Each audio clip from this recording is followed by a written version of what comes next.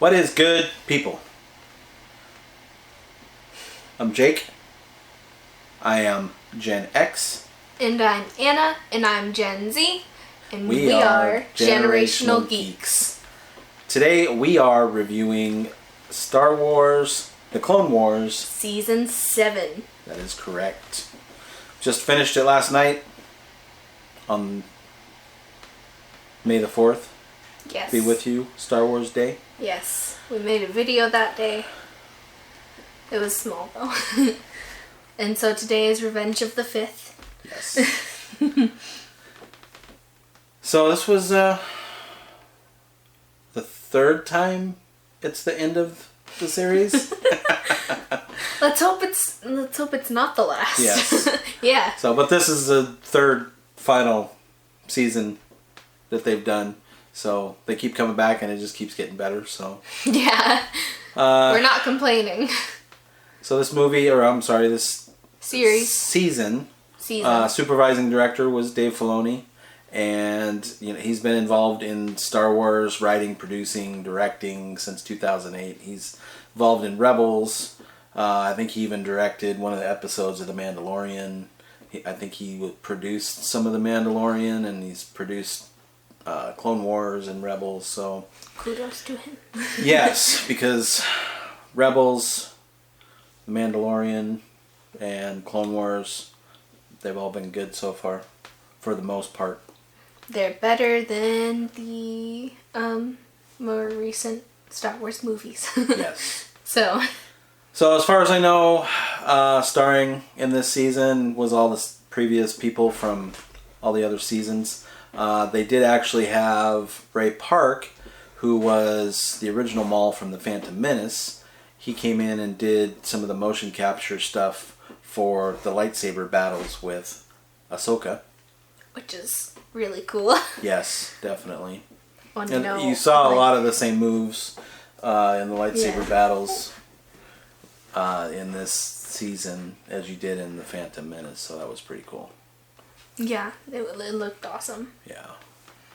So, and it started streaming on Disney Plus Friday, February 21st, and aired weekly until this week, which usually it aired on Friday, but they wanted to do something special for Star Wars Day, May 4th, and so they released the last episode on May 4th. Which I was fine with. Yeah, I don't care. Release it every day. I know initially Anna wanted to wait till it was all released and then binge it, but I'm glad we went ahead and watched it. I'm glad too. We'll probably go binge it again. Along with all the other things. Yeah. So this will be a spoiler-free review, although it will probably contain some plot details, but nothing definitely no major spoilers. Yeah. Yeah. Plot details that were kind of seen in the trailers. Yeah. Yeah. Like Maul's fight with Ahsoka. Yeah. We saw that. Yeah, that was the thing that happened. That's no big surprise there. Yeah. So you mentioned something at the end of the last episode, which I'm not going to say here, but did they pull some of the things from the Ahsoka book? Or was it a different book? That's another topic. They kind of retconned some of the Ahsoka book, so things are a little different than kind of what I expected. So this was rated TV PG. There's as it usually lots of violence, a lot of off-screen deaths, no real on-screen deaths. Well, sometimes. Yeah, for the most part. And usually it's just, faceless people. You don't really ever see their identity. Yeah.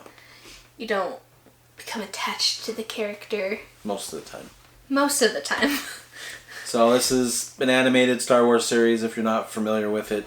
It was introduced as a movie in 2008 and then rolled into a series, which I just read recently that the movie, when they wrote it and produced it, they didn't intend for it to be a movie. And then I think it was George Lucas decided that he wanted to throw the first 4 episodes together into a movie that they released in theaters. I feel like that was a good decision. That was... I don't know, because... I mean, the movie wasn't that good. No.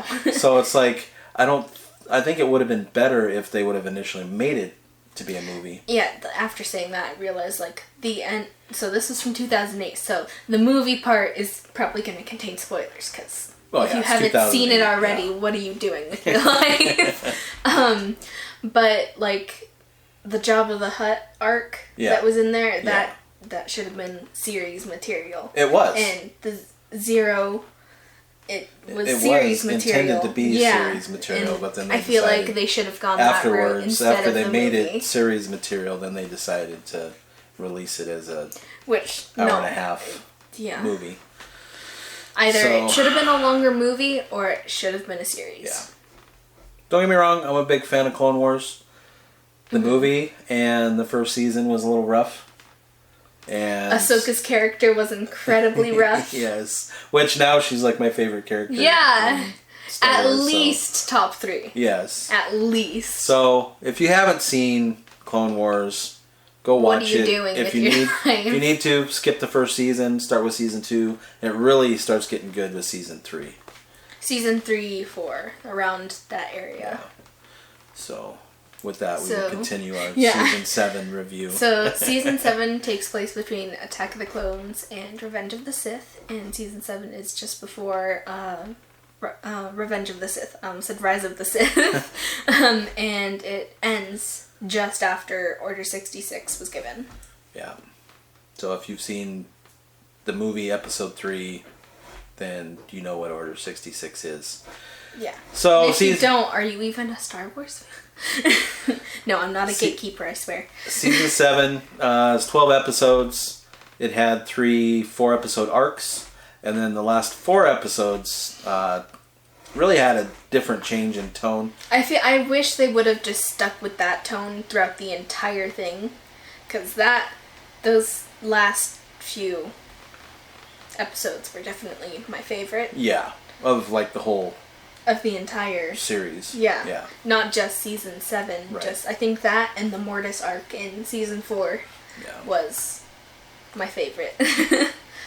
So, and when you say change in tone, you know, they changed the Star Wars lettering, like at the beginning, the intro from a yellow to a red. Which actually happens every time Maul is a huge character in episodes. Yeah, so this isn't the first time that they've done that. And then but it was a nice detail. Music is a little more serious too. Yeah. So, and they actually took out, in the last 4 episodes, they actually took out like the inspirational quotes that they did and stuff. Yeah, they made it like super serious music, and they made it like... There was definitely a change. Yeah. Noticeable change. A good change, not a bad change. Yeah. No, it wasn't bad, it was just different. It was a very good change.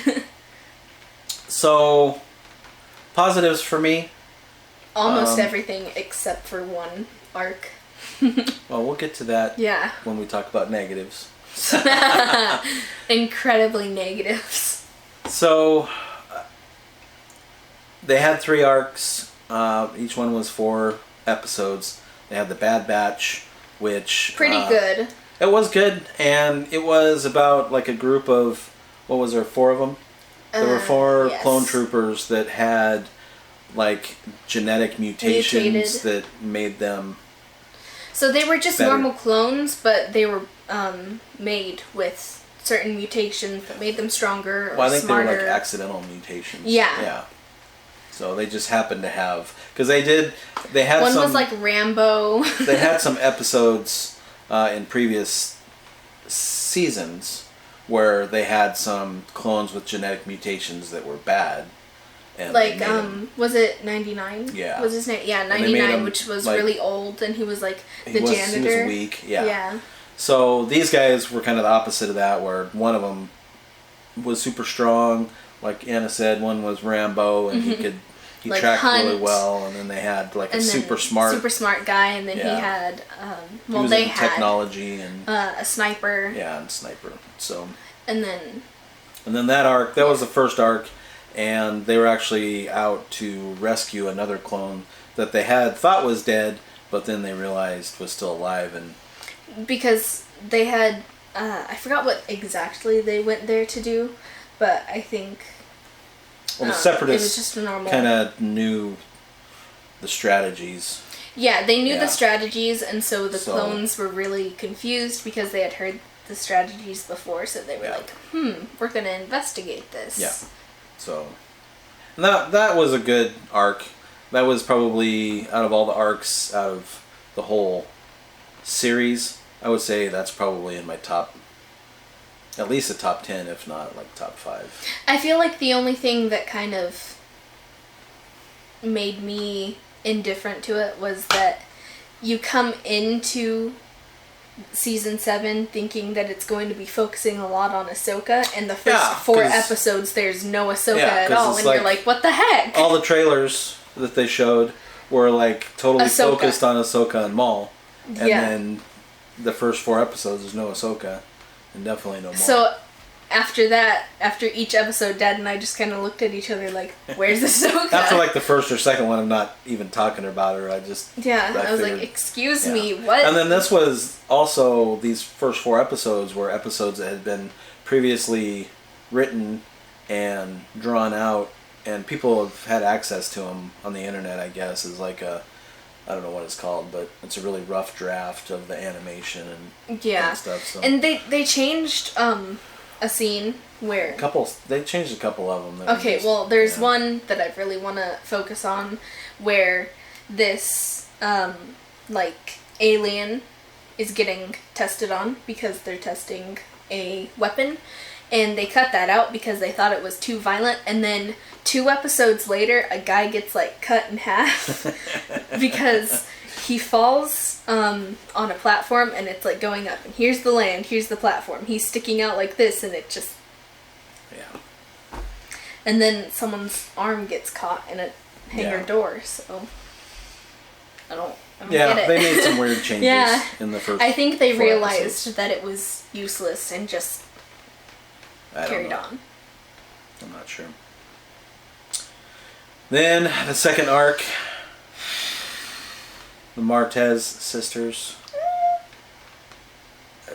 Other than Ahsoka being in it and moving us into the last 4 episodes, it was completely pointless. I don't have really much good to say about this arc, and we will get more into this when we talk about the negatives of the season 7. Mm-hmm. So, that takes us to the last arc, Siege of Mandalore. And this was all completely Ahsoka and Maul and... a little bit of Rex. Yeah. But it really focused on... Ahsoka and Maul. Yeah. And this was, like we said before, probably the best 4 episodes of the whole series. They did a really good job. Animation was really good. And motion capture when they were using it. Music was awesome.